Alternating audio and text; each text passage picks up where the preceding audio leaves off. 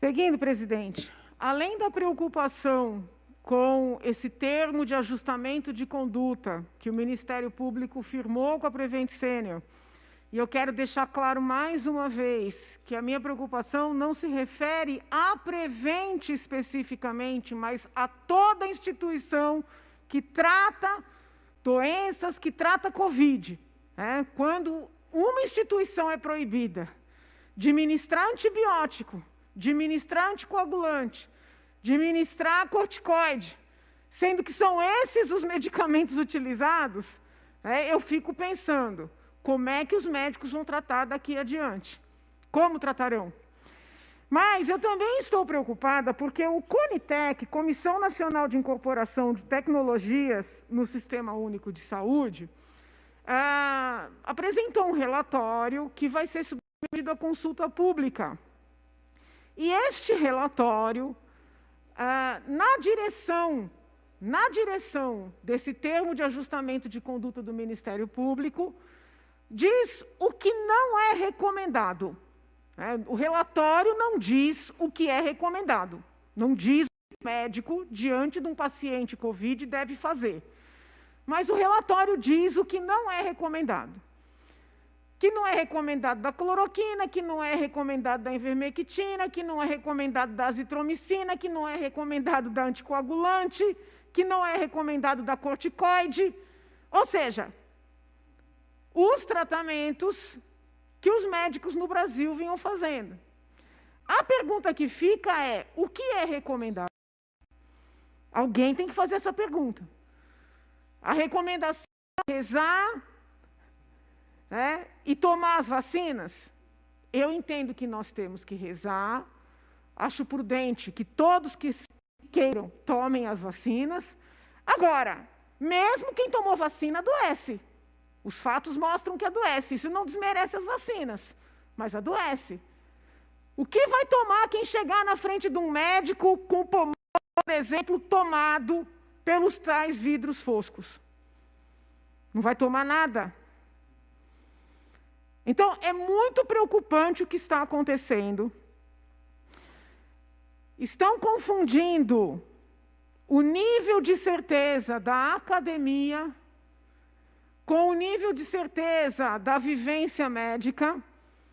Estão confundindo a inquestionabilidade das pesquisas científicas para fins acadêmicos com uma pesquisa de verificação de efeitos na prática para demonizar um tratamento e justificar que o único caminho é o caminho da vacinação. Só que a vacinação é importante para quem ainda não pegou.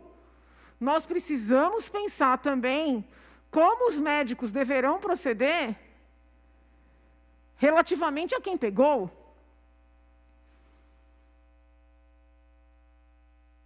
E quando diz não é recomendado, olha que situação a do médico. Hoje eu tenho pena do médico que está na ponta. CONITEC lança um documento dizendo não é recomendado. Por exemplo, não é recomendado dar anticoagulante. Ministério Público processando um monte de gente aqui, investigando, firmando termo de ajustamento, proibindo de dar, por exemplo, anticoagulante. O que faz um médico na ponta com um paciente com dímero D alterado, por exemplo, com formigamentos nas extremidades, com o pé roxo? Até artista dos Estados Unidos passou por amputação por causa da Covid. O que faz o médico? Faz o certo, que é tratar o seu paciente com os remédios que há, no caso o anticoagulante? Ou ele pensa no CONITEC, pensa no Ministério Público e faz o que é mais seguro? Esperar para ver o que acontece. Mas seguro, do seu ponto de vista jurídico, para ele. Porque hoje, muito se fala em autonomia. Hoje mesmo tinha um editorial dizendo que autonomia não é prescrever medicamentos sem prova de eficácia. Muito se fala em autonomia, mas como exercer autonomia diante da criminalização da medicina? Quem é que vai ter coragem de exercer autonomia? Não estou falando de cloroquina, porque quando a gente fala de qualquer coisa, coloca cloroquina na nossa boca. Eu não estou falando de cloroquina. Estou falando de medicamentos tradicionais, medicamentos inquestionáveis, que vêm sendo utilizados desde sempre. Por exemplo, em quadros de pneumonia, em quadros de problemas circulatórios, que são efeitos da Covid, e que, se vigorar a orientação dessas autoridades, que deveriam ouvir as pontas, não poderão mais ser ministrados. Sabe o que está acontecendo comigo, deputado Gil?